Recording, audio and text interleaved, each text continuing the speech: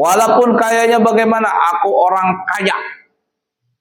Kolam renangku itu ku kasih sirup. Jadi aku berenang di kolam air sirup. Orang kaya nih, boleh nggak berenang di air sirup? Boleh aja, tapi kalau mandi junub nggak sah.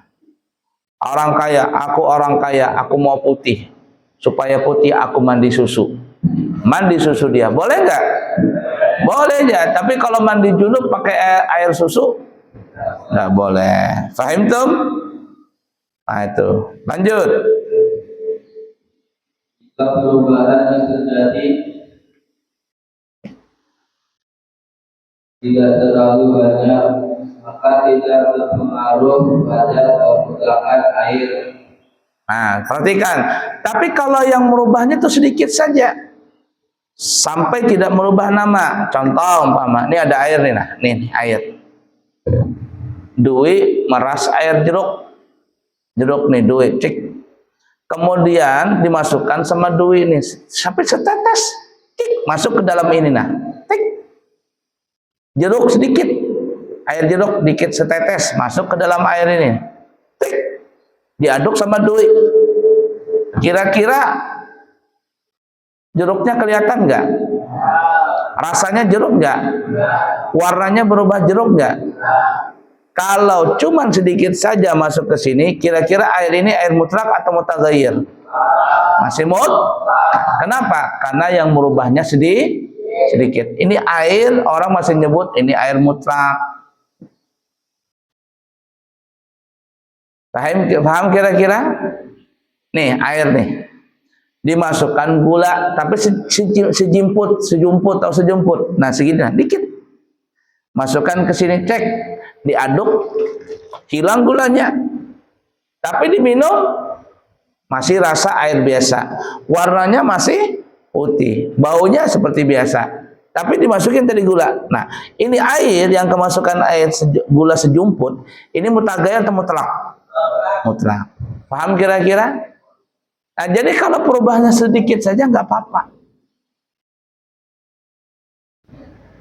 PDAM di balik papan tuh. Kalau kamu buka air PDAM terkadang bau apa? Bau apa? Kaporit. Tapi kaporit itu kamu buka begitu, kamu taruh di ember, dia menguap. Ketika dicium memang kaporit, tapi setelah bertahan tidak ada lagi bau kaporitnya. Kaporitnya hilang. Boleh nggak dipakai mandi junub tuh? Boleh. Paham kira-kira? Kamu punya ember, ada airnya, mandi, bersihkan sabun, pakai sabun nih. Kemudian sabunnya bersihkan. Tiba-tiba sabun ini melacung apa itu bahasa Inggrisnya? Loncat, masuk ke dalam ember tadi, cung begitu. Masuk dalam ember sabun. Sabun ini sabun batang. Kamu ambil begitu, cek. Tapi air ini berbusa enggak? Enggak, karena sedikit saja tadi, sebentar aja ambil, angkat lagi sabunnya. Baunya tetap air biasa, rasanya tetap air biasa, warnanya tetap air biasa.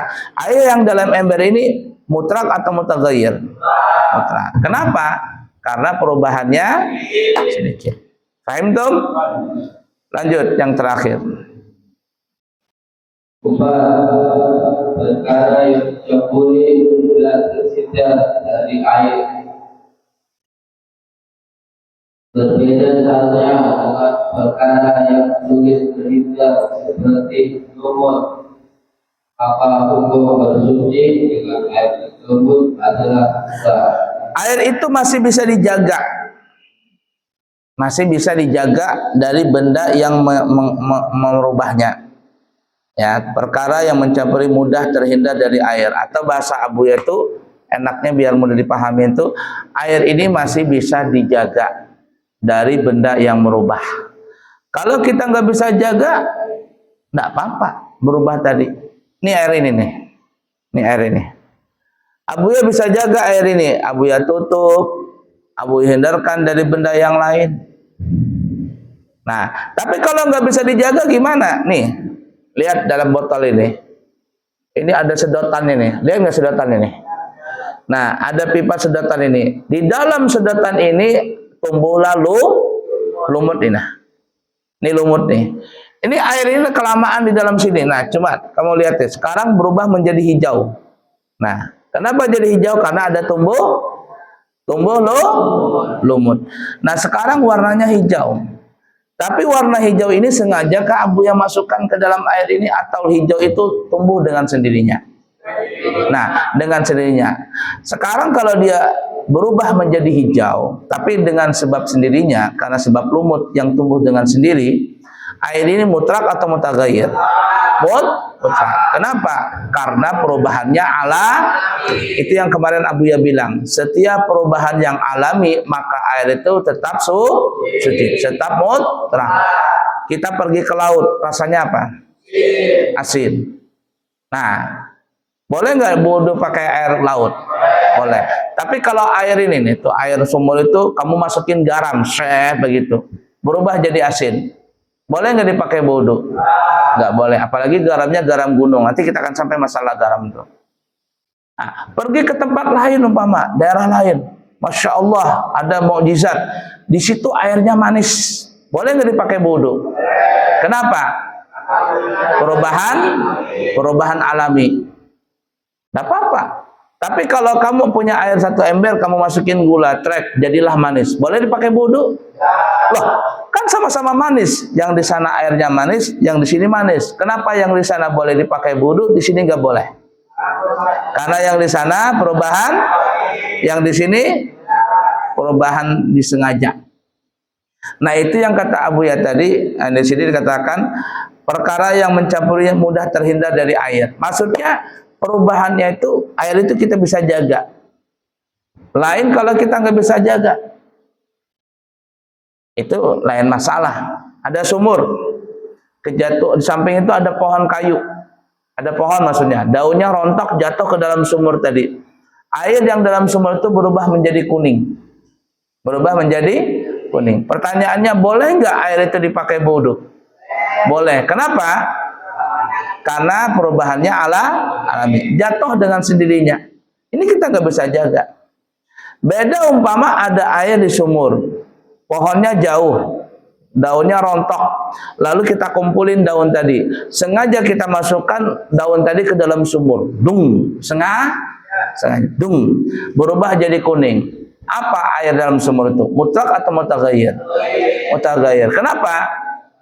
Karena kita sengaja memasukkan air daun tadi. Sama dengan ini nih. Ini perhatikan nih air. Di dalamnya ini tumbuh lumut. Dulu jernih, tapi sekarang sudah sedikit warna hijau. Mutlak atau mutaghayyir? Mutlak. Tapi ada air nih Abu Yasin ini, masukin air gini.